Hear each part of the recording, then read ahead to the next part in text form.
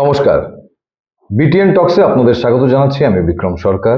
আর আজ আমাদের সাথে যিনি অতিথি রয়েছেন, একজন স্বনামধন্য ডাক্তারের সাথে সাথে আজ উনি বরখলায় কংগ্রেসের মনোনীত প্রার্থী ডক্টর অমিত কালওয়ার।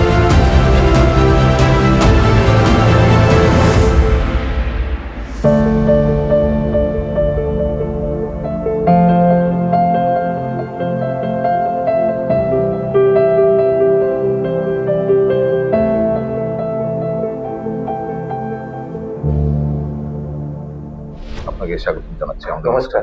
নমস্কার। কালওয়ার বাবু, আপনার থেকে জানতে চাইবো, আপনি একজন স্বনামধন্য ডক্টর, মেডিসিনের এতদিন থেকে প্র্যাকটিস করে এসেছেন। এমন কি কাজ আপনাকে অনুপ্রাণিত করলো যে ডক্টরি যে আপনার প্রফেশন বা পেশন, এটার থেকে আপনি শিফট করলেন পলিটিক্সে আসার জন্য? অ্যাকচুয়ালি আপনারা জানেন কিনা, আমার অরিজিনাল বাসা যেটা ওটা বরখলাতে। আচ্ছা। বরখলা বিধানসভায় আমার দুধপাতিলের মধুরামুখ গ্রামে, এটা বরখলা কনস্টিটিউয়েন্সিতে পড়তো।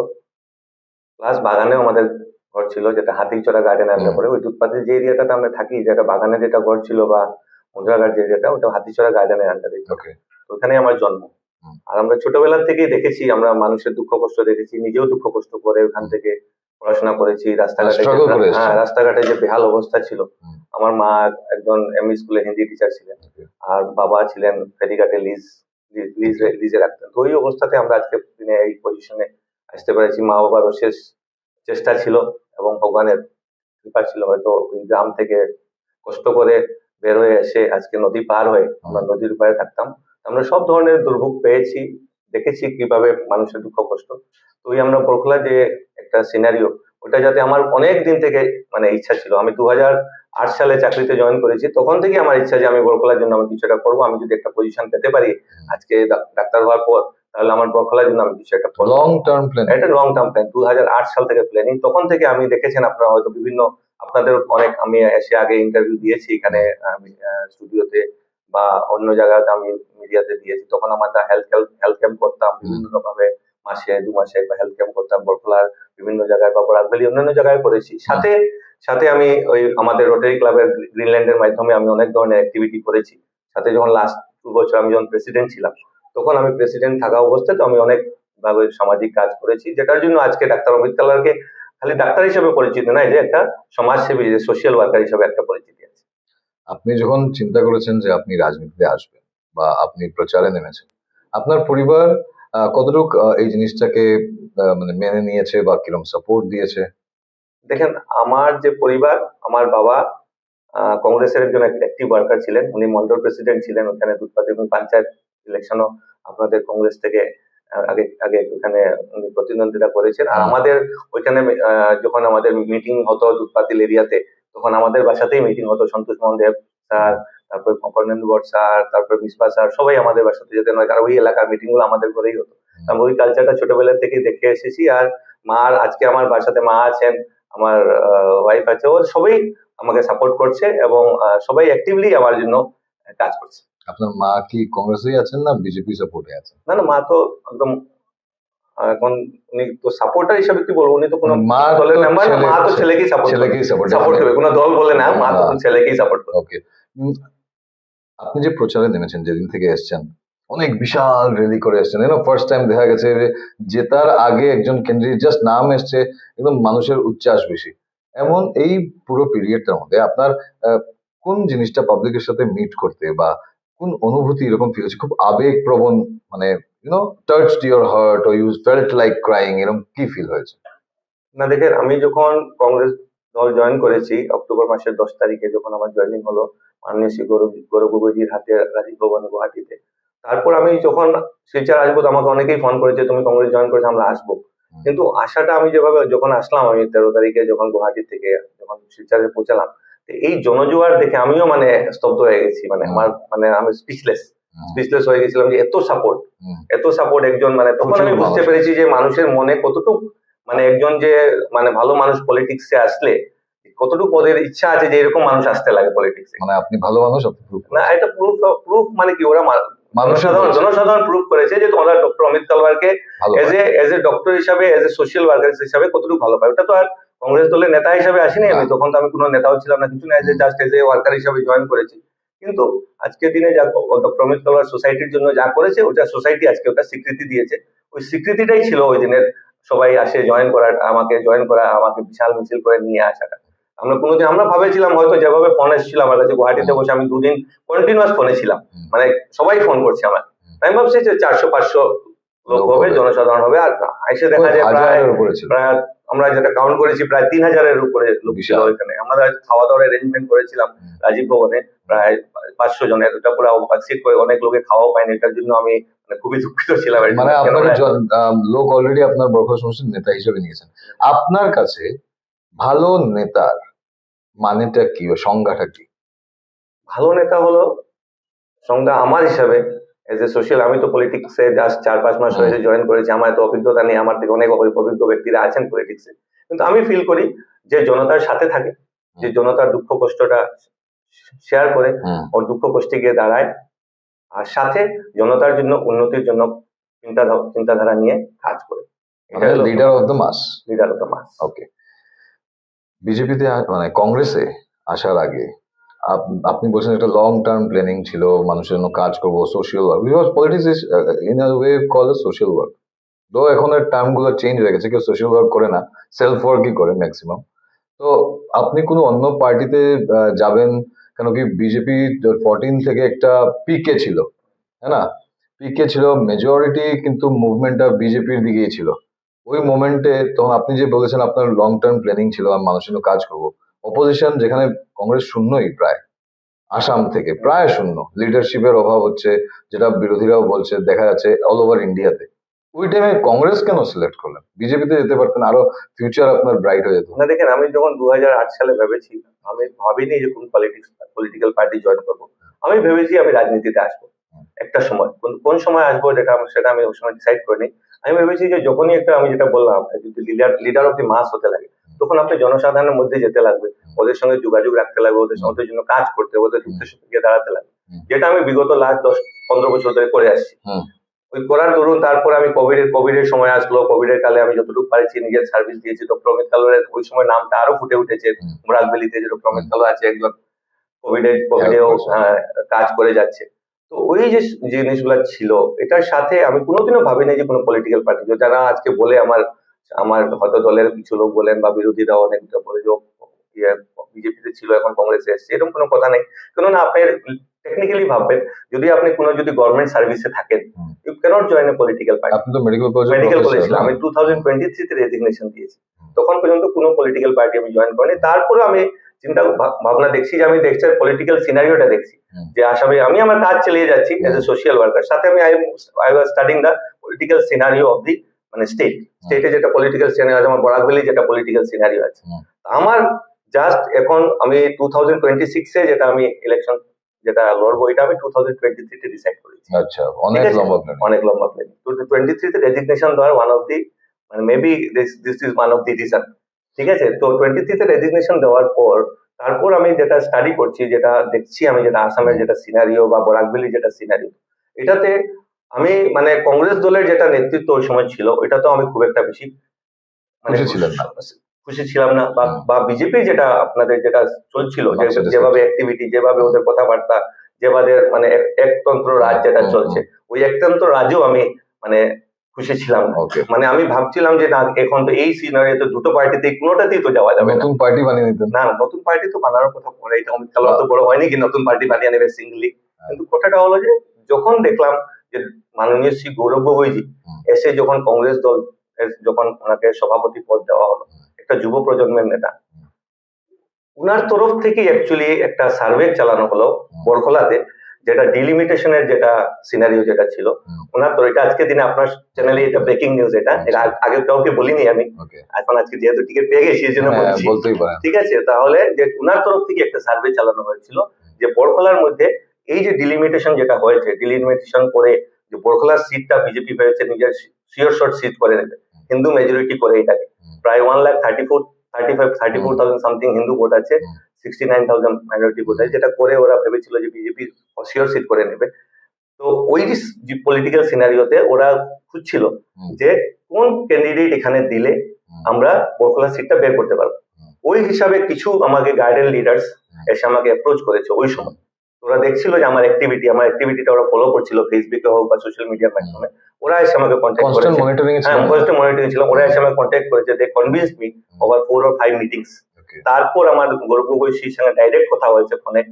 কথা হওয়ার পর আমি ওনার সাথে দিল্লিতে কথা গিয়ে বলেছি। তারপর দিল্লিতে কথা বলার পর এই আজকের দিনে যেটা উনি আমাকে সাথে কথা বলার পর টিকিটের কোনো আশ্বাসন উনি দেননি। উনি বলেছে আপনি কাজ করেন, যেভাবে আপনি কাজ করছেন, আপনার সোসাইটিতে একটা ভালো নাম আছে, এর জন্য আমরা চাইছি যে আপনি আমাদের দল জয়েন করেন। আর যেটাতে আমিও খুব খুশি হয়েছি যে উনি এরকম একজন লিডার এসে আগের থেকে বলছে। তো লিডারের স্টেজটা ভাবতে হবে যে এই যে লিডার এসে আমাকে বলছে যে আপনি জয়েন করেন, আপনাকে আমাদের দলে চাই আমরা, আর এজ এ ওয়ার্কার আপনি কাজ করে যান, সবার সাথে যোগাযোগ রাখুন। তারপরে আমার তো কাজ চলছে লাস্ট 4-5 মাস ধরে। পদযাত্রা আমার একটা শখ, একটা গান গাইতে ভালো লাগে। হ্যাঁ, গান আমি গাই, ঠিক আছে, ডান্সও করতে আমার ভালো লাগে, ক্রিকেট খেলতে আমার ভালো, অনেক হবিজ আছে আমার, এক্সট্রা কারিকুলার। এইটাই কি মানুষকে ইনভলভমেন্ট করার ওয়ান অফ দ্য ওয়ে সবার সাথে ডিফারেন্ট স্টাইল। এবার অনেকদিন পরে বরখলাকে ডিফারেন্ট স্টাইল দেখা গেছে। আগে শুধু সিএম কে দেখা যেত ডান্স করছেন, হ্যাঁ না, এখন আপনি নিজে গানও গাচ্ছেন, ডান্সও করছেন। মানে যে সংজ্ঞাটা চলছে parachute landing, you didn't do the parachute landing. না, এটা দীর্ঘ লং টার্ম প্ল্যানিং। ওই প্ল্যানিংটা আজকে আপনি যদি আগের থেকে না করেন তাহলে এত 4 মাসে আর 5 মাসে এত বড় একটা বরখলা, যেটা আজকের দিনে বরখলা এই যে একটা কি বলবো, একটা যেটা সিট যেখানে সবাই মুখে মুখে আছে, সবার মুখে মুখে বরখলা সিটের একটা ডিসকাশন আছে যে আজকে ডক্টর অমিত কালওয়ার আসার পর বরখলা সিটটা আমাদের একটা হাই ভোল্টেজ সিট একটা হয়ে গেছে, যেখানে একটা ভালো ফাইট হবে, ভালো ফাইট একটা হবে। কি মনে করেন এখন যে ক্যান্ডিডেট আগে 5 বছরের বিধায়ক ছিলেন, এখন আবার ওনার নাম কালকে এসছে, কিরকম লেভেলে ফাইট হবে? মানে টক্করটা কি লেভেলের হতে পারে পার্সেন্টেজ হিসেবে? যদি ফাইট দেখেন, আমি যখন একটা কথা বলবো, আমি তো এসেছি নট এজ এ পলিটিশিয়ান, আমি এসেছি যে আমার অস্তিত্বটাই হলো আমি একজন ডাক্তার আর সোশ্যাল সমাজসেবী হিসাবে।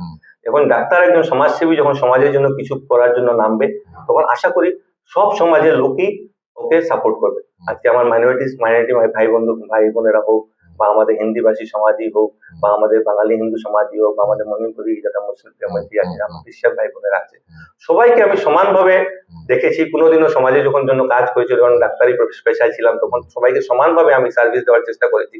শুধু হসপিটালে নয়, শুধু আমি ওদের মধ্যে গিয়ে বিভিন্ন ধরনের হেলথ ক্যাম্প করেছি, অ্যাওয়ারনেস প্রোগ্রাম করেছি, সাথে ওদের সাথে আমি দাঁড়িয়েছি কি বিভিন্ন ভাবে ওদের, আমাদের যারা স্টুডেন্ট আছে, স্টুডেন্ট কমিউনিটি যারা আছে, স্টুডেন্টদের জন্য আমি ম্যাট্রিক পরীক্ষার সময় পুস্তক বিতরণ করেছি, যাতে যারা গরিব বাচ্চারা আছে তারা বই কিনতে পারছে না। তো সাথে আমার দুর্গাপূজার সময় অনেক ধরনের অ্যাক্টিভিটি ছিল, এবার বিভিন্ন সামাজিক অ্যাক্টিভিটি আছে। বা আমি যখন রোটারি ক্লাবের প্রেসিডেন্ট যখন ছিলাম, তখন আমরা চেংদুয়ারে বা একটা ব্রিজও বানিয়ে দিয়েছিলাম।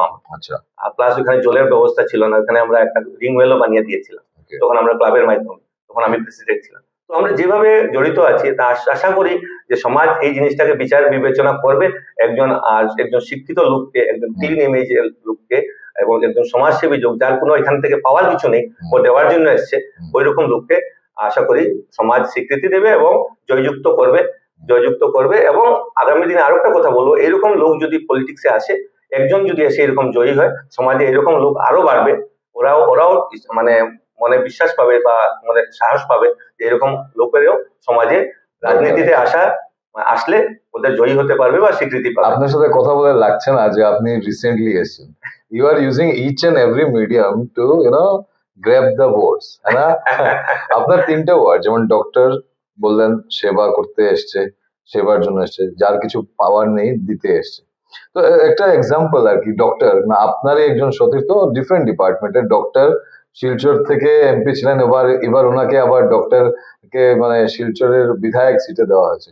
কথাটা হলো, যখন এমপি ছিলেন ডক্টর, যতটুকু ওনার কন্ট্রিবিউশন হওয়ার দরকার ছিল সমষ্টিতে, তখন তো পুরো কাছাড় ডিস্ট্রিক্ট উনি অ্যাবসেন্ট থাকতেন, হ্যাঁ না?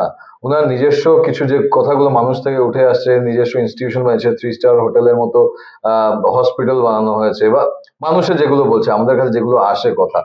তো এইরকম ডক্টর অমিত কালওয়ারেরও টার্গেট কি এরকম জনসেবা করে 3 স্টার হোটেলের মতো হসপিটাল সেবা করে না? নিজের যে আপনার যে স্বাস্থ্য সেবা যে আপনি করে এসছেন, ওটা নিয়ে আপনার বরখলা মানুষের কতটুকু উপকৃত করতে পারবেন? হ্যাঁ, দেখেন, আমার তো বরখলার যেটা সমস্যা আছে, আমি বরখলার সমস্যা নিয়ে বেশি কথা বলবো। বাকি যেটা আপনি আমার সেম ফ্রেটার্নিটি আমার আমার সেম ফ্রেটার্নিটি, আমার সিনিয়র হ্যাঁ। ডক্টর রাজদীপ আমার বলবেন না। সিনিয়র লোক আমার। তো ওনার খুব আমার খুব শ্রদ্ধার পাত্র। ওনার কাছ থেকে আমি অনেক কিছু শিখেছি আপনার ডাক্তারি হিসাব প্রফেশন হিসাবে। কিন্তু সমাজে আমি একটাই বলবো যে শুধু ডাক্তার হয়ে মানে পলিটিশিয়ান হওয়া যায় না। ডাক্তারের সাথে আপনি সমাজের জন্য কিছু একটা অবদান থাকতে লাগবে। সমাজকর্মী হিসাবে আপনি কাজ করতে হবে। এরকম যদি হতো তো সব ডাক্তারই লিডার হয়ে যেত। আমি ভাবি যদি আমি ডাক্তার হয়ে আমি চেম্বারে পেশেন্ট দেখবো আর পেশেন্ট দেখে আমি পেশেন্টকে সুস্থ করবো আর ওই পেশেন্ট গিয়ে আমাকে ভোট দিয়ে দেবে, এটা হয় না। পলিটিক্স ইজ টোটালি ডিফারেন্ট জিনিস, রাজনীতিটা আলাদা জিনিস, সমাজ সেবাটা আলাদা ডিফারেন্ট জিনিস। তো শুধু ডাক্তার হয়ে মানে পলিটিশিয়ান হওয়া যায় না। আমি মনে করি যে পলিটিশিয়ান কাম আপনি সমাজসেবী হতে লাগবে, সমাজের সাথে গিয়ে দাঁড়াতে লাগবে।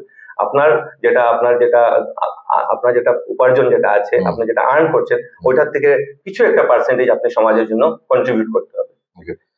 এই অবস্থায় এখন যে সিচুয়েশন, কেন আপনার আগেও কিন্তু এখানে কংগ্রেসেরই এমএলএ ছিলেন, অনেক পুরনো কংগ্রেসের লিডার, ভারী হেভিওয়েট লিডার যাকে বলা হয় উনি ছিলেন। যেগুলো প্রবলেম এখানে বিজেপিও ছিল, তারপরে কংগ্রেসও এসছে, আবার বিজেপি এসছে, আবার কংগ্রেস এসছে, স্ট্রং লিডার আগে ছিল, ঠিক আছে।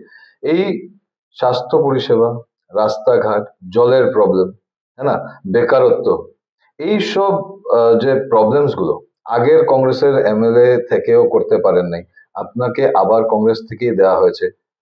এটা কতদিনের মধ্যে আপনি যদি জিতে যান, ধরেন মানুষের মন জয় করতে পারেন, তো কতদিনের মধ্যে জিতে গেলে আপনি এটাকে টু সাম এক্সটেন্ট ফুলফিল করার চেষ্টা করবেন? আমি প্রতিশ্রুতি না, আমি টাইম লাইন জিজ্ঞেস করছি আপনাকে।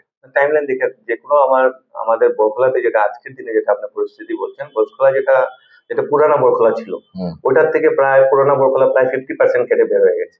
আপনার নতুন বরখলা এসে ঢুকেছে, আপনারা এই ধলাই এসে সোনাই থেকে ঢুকেছে, হ্যাঁ, বিভিন্ন এরিয়া থেকে যাওয়া হয়েছে। হ্যাঁ ওই সাইড অলরেডি আমার সবকিছু বিভিন্ন এরিয়া ঘোরা হয়ে গেছে, কয়েকটা জায়গা এত বড় আমাদের বরখলা হয়েছে যে আপনি যদি মানে চেষ্টা করেন যে একদিনে আপনি বরখলা করে নেবেন, এটা অসম্ভব ব্যাপার। বোঝাও যায় না অ্যাকচুয়ালি ডিলিমিটেশন পরে আমরা কোন সমষ্টিতে আছি। মানুষের বরখলা যেটা আমি দেখেছি যেখানে গেছি, যেগুলো আমাদের সিনারিও আছে, যে রাস্তাঘাটের খুব সমস্যা, হয়তো মেইন রোড ঠিক আছে কিন্তু ভিতরে আপনি যদি গলিতে যান তো অনেক রাস্তাঘাটের দুরবস্থা আছে। সাথে জলের সমস্যা যেটা আছে, জলের সমস্যা তো ঘরে ঘরে জলের সমস্যা আছে। মানে গ্রামে আপনি যদি যান, জল নিয়ে মানুষ জল জীবন মিশন নিয়ে অনেকদিন থেকেই চলছে। জল জীবন মিশন যেটা বলবো আমি, আপনার জল জীবন মিশনের ব্যাপার বলেন, Jal Jeevan mission total failure in Assam. ওটা আমি বলছি না বা আমার দল বলছে না, ওটা সেন্ট্রাল এজেন্সি বলছে, যেখানে central agency is under the control of central government, যেখানে বিজেপি সরকার আছে। আজকে বিজেপি সরকারের সেন্ট্রাল এজেন্সি বলছে যে জল জীবন মিশনে আসামে করাপশন হয়েছে, এই করাপশনের দরুন আজকে মানুষের এই হেনস্থা, আমরা জনসাধারণ আজকে এই হেনস্থার শিকার হচ্ছে। আগামী দিনে আমরা চেষ্টা করবো, আমরা যাতে টাইম লাইন তো বলা মুশকিল, কিন্তু কথাটা হলো যে রাস্তাঘাটে যে অবস্থা আছে আমাদের কাজ করতে হবে, আমাদের জনগণকে শান্তি দিতে হবে। শান্তিটা সবচেয়ে প্রয়োজনীয়। আজকে যদি রাস্তাঘাটের ব্যবস্থা না থাকে, আমাদের বাচ্চারা স্কুল কলেজ বন্ধ হয়ে যায় যখন বৃষ্টি পড়ে বা ইয়ে হয়। হ্যাঁ, দেখেন যে কোনো জিনিস এখন রাস্তাঘাট বানানো তো পুরো নিজের পার্সোনাল পকেট থেকে পারবে না, এটার জন্য সরকার থেকে আনতে হবে।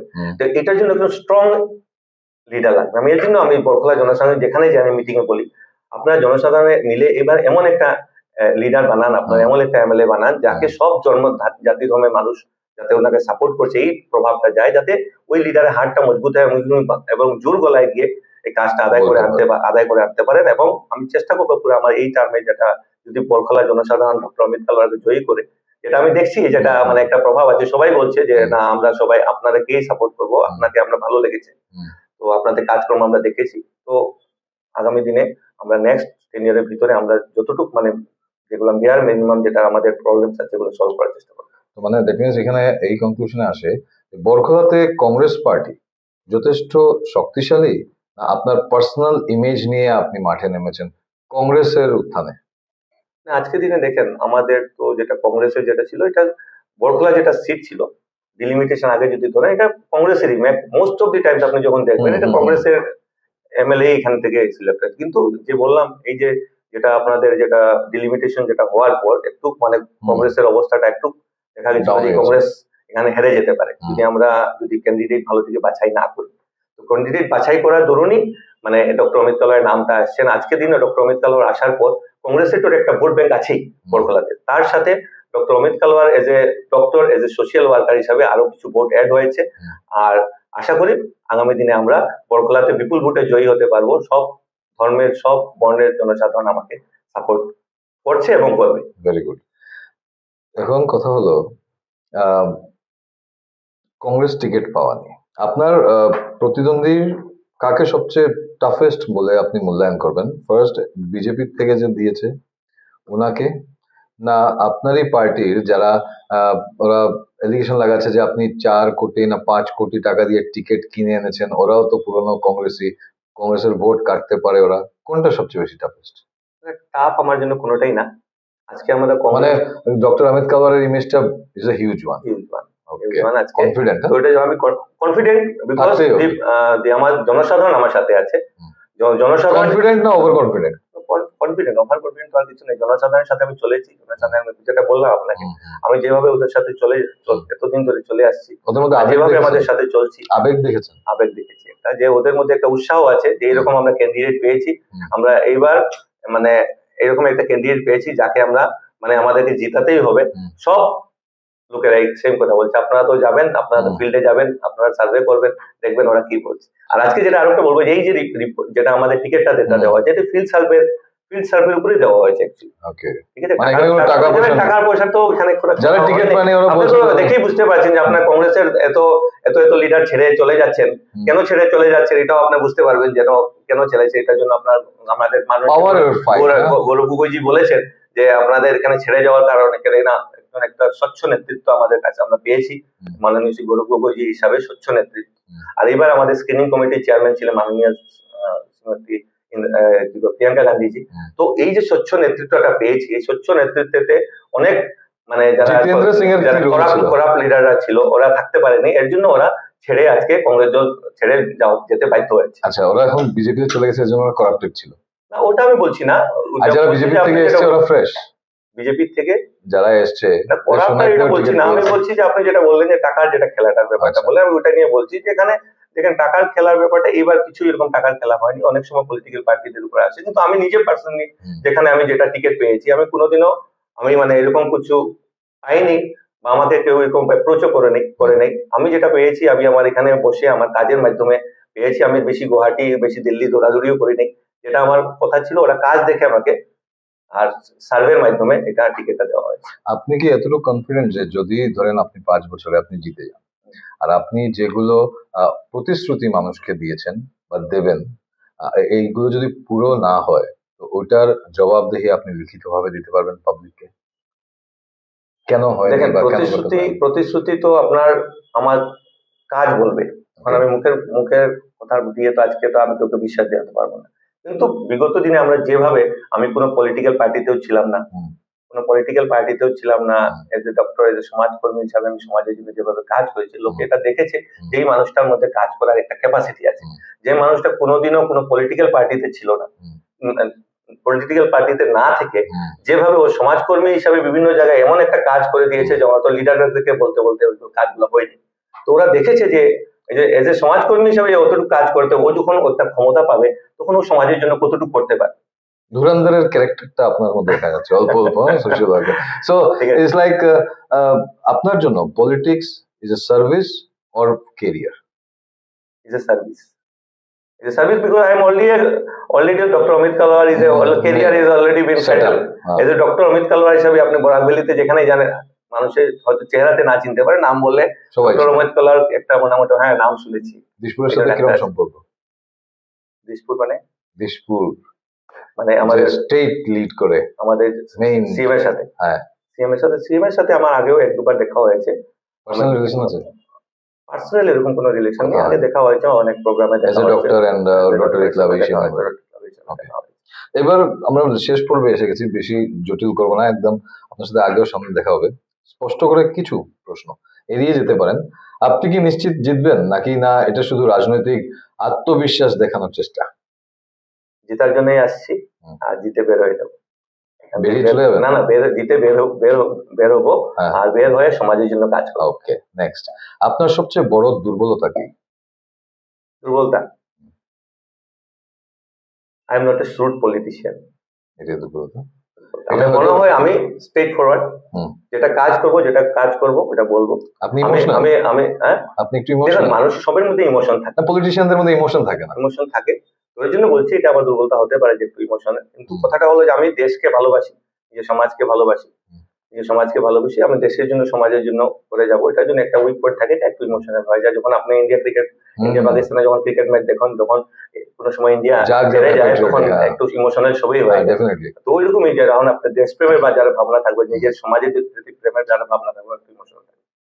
ধন্যবাদ ডক্টর অমিত কালওয়ারকে। আমাদের প্রত্যেকটি প্রশ্নে উনি খুব সুন্দরভাবে ইমোশনালি বলবো, ওনাকে আমরা দেখছিলাম, আপনারা যা দেখবেন আর বুঝতে পারবেন, একটু খুব ইমোশনাল মানুষ, গান বাজনা ভালোবাসেন, ফার্স্ট টাইম পলিটিক্সে এসছেন, চেষ্টা করছেন, দেখা যাবে ওনার কেরিয়ার কতটুকু আগবাড়ে।